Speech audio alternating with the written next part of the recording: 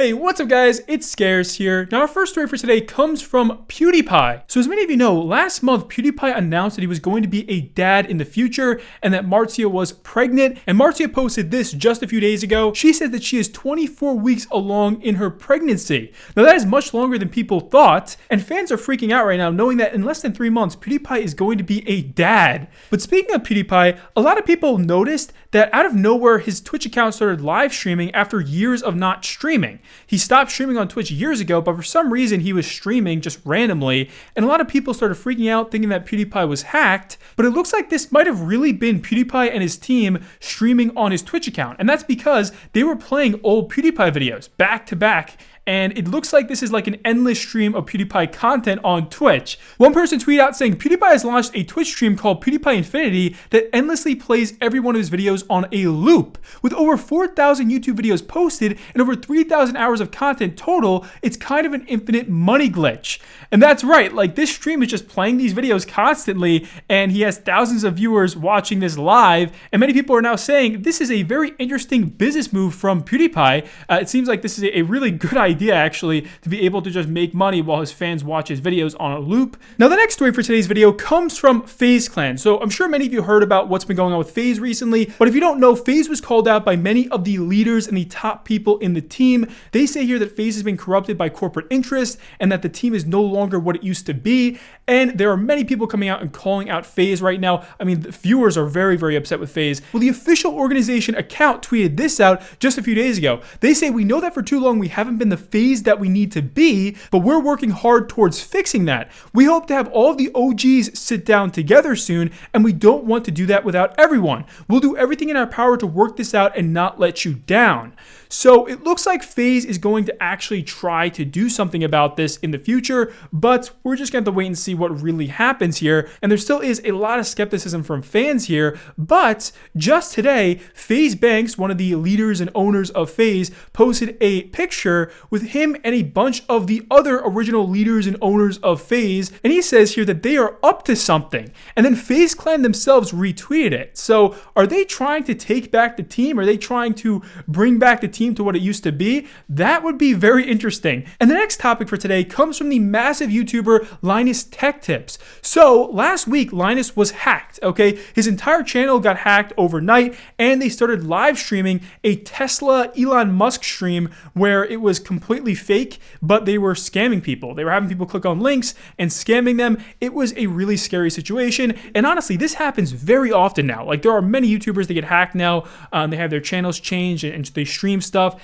It's a really scary situation for a lot of YouTubers, but the fact that LinusTechTips, one of the largest YouTube channels, also got hacked really just revealed to people that YouTube needs to address this problem right now. And Linus posted a new video on this a couple days ago where he says that they made a mistake. Apparently someone on his team had clicked on a link for a sponsorship and he downloaded something, and that ended up, giving them cookies to his browser, and from there they were able to gain access into Linus's YouTube channels. And this is how most YouTubers are getting hacked right now. They end up clicking links to sponsors and downloading stuff. So Linus says in this video that YouTube needs to have more protections for channels, especially when they get hacked. Just watch this.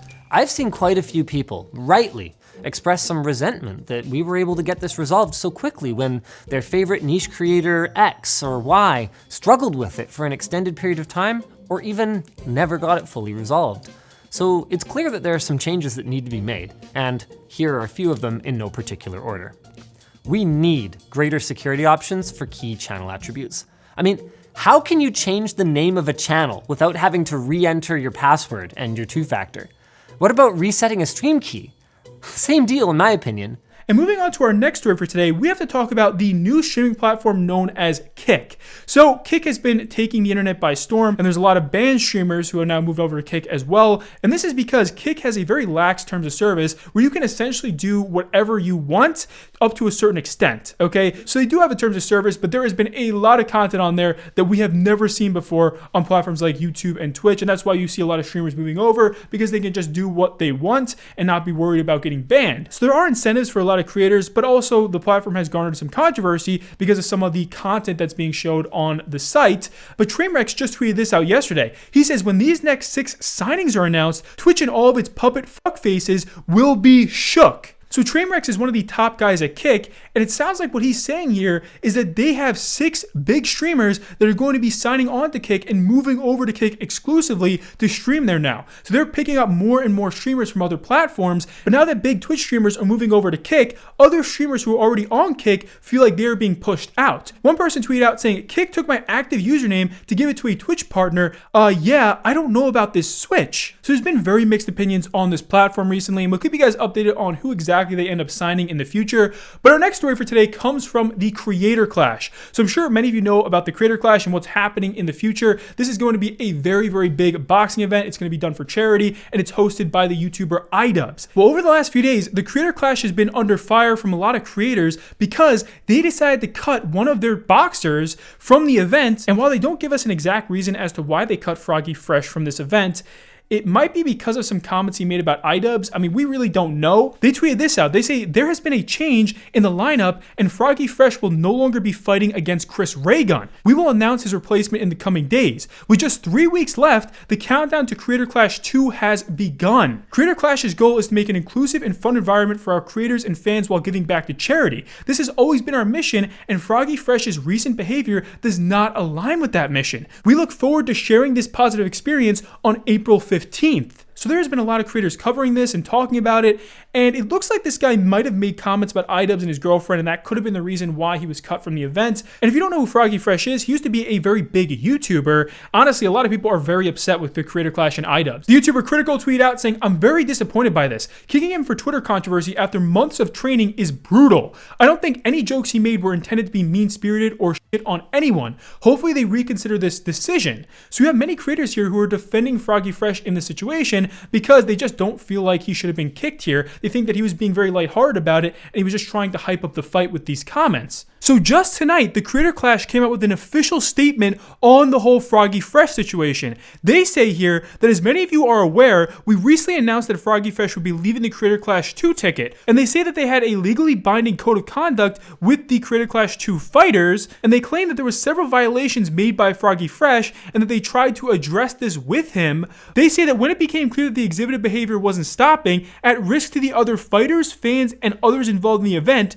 the Creator Clash 2 team made the collective decision to move forward without Froggy Fresh on the ticket. Our number one priority is ensuring that Creator Clash 2 is a positive, safe, and welcoming space for everyone. They then talk about the charities that they are donating to in this event, and they say that the fighters have been working so hard and they can't wait to get in the ring. Let's focus on their fights, not any that may exist online. So this statement from the Creator Clash got a ton of backlash from YouTubers because many YouTubers are asking, what are these violations? Why are you not telling us what went wrong here? Because you kicked him from the event. Froggy Fresh himself responded almost immediately saying, who tried to reach out to me several times and what are the several violations? And now Froggy Fresh is trying to clear his name here, saying that he was not reached out to and that he has evidence. And it also looks like Froggy Fresh is claiming that he is now being threatened with a potential lawsuit over this situation. And our next story for today has to do with EDP445. So you guys know EDP was the YouTuber that got exposed for trying to meet up with an underage fan. Now this was a whole sting operation,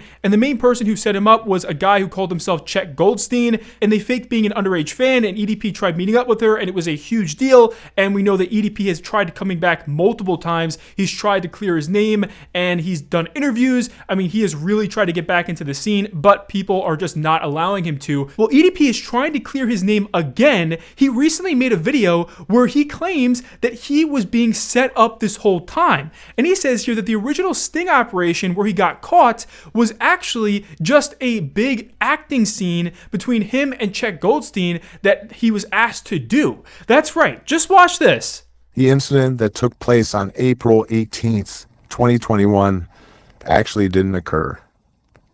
So explain what actually happened. Oh, it's simple. What fucking occurred, I was set up. You know, there's nothing to sit back and try to, conscrew or try to, make it look like something different than what the fuck it already was. Like, I was set the fuck up, period. You know what I mean? And it's total bullshit, bro. Okay, so you're saying that you were set up. Now, explain how that actually happened.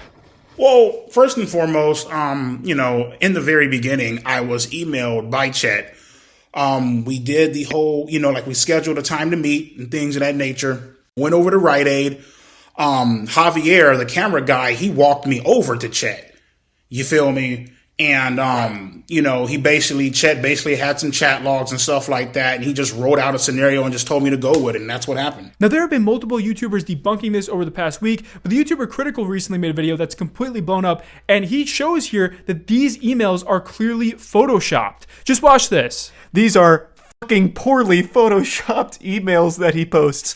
He couldn't even Photoshop or crop it correctly. Look at Chet Goldstein's name. You can still see some of like the black flakes at the top where Chet Goldstein was pasted on top of whatever this email originally was, and none of it's even centered in the first place. It doesn't even convincingly look like real emails. It is awful. Now, our next story for today comes from the huge YouTuber known as Mori. Now, Mori recently got a ton of strikes on his channel, and he might actually have his channel taken down soon. This is scary stuff. He tweeted this out. He says, "I now have a grand total of 3 strikes on my channel. 1 strike from earlier this month over the same anti-bullying video, the less censored version, and the 2nd strike for my video explaining why I was banned over the anti-bullying video." So he claims here that he received 2 strikes for a 3-second clip, and then also he received a strike for showing some audio from Inside Edition, which is one of YouTube's biggest news channels. And he says here that he showed just the audio in his video, and his channel actually got a strike for this. So he's very, very upset with YouTube right now. And that's it for our video today, guys. Hopefully you enjoyed. If you did, please be sure to leave a thumbs up. And I'll see you later. Peace.